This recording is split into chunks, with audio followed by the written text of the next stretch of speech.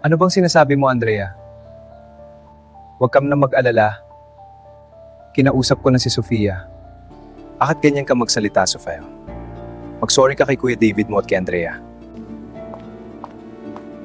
Effective ba ang drama ko, Sofia?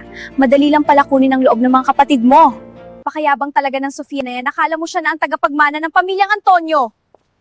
Sofia?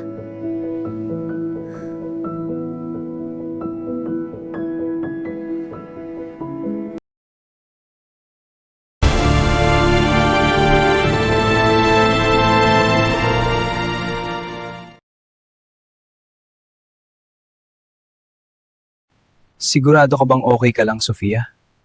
Oo, Michael. Malalalim kasi iniisip ko kanina. Ayun, nadapa ako.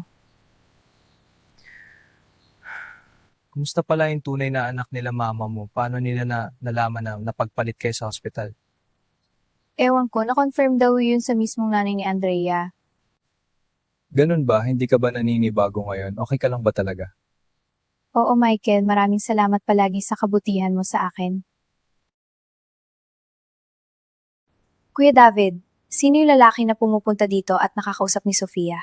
Si Michael yun. Kababata ni Sofia. Kapitbahay lang natin sila. Hindi ba siya kasintahan ni Sofia? Hindi, matalik lang silang magkaibigan. Mabuti naman, hindi pala sila magkasintahan.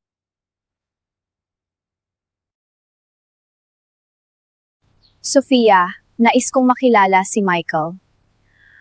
At paano mong nalaman ang pangalan niya? Wala ka nang pakialam doon. Alam ko rin na magkaibigan lang kayo.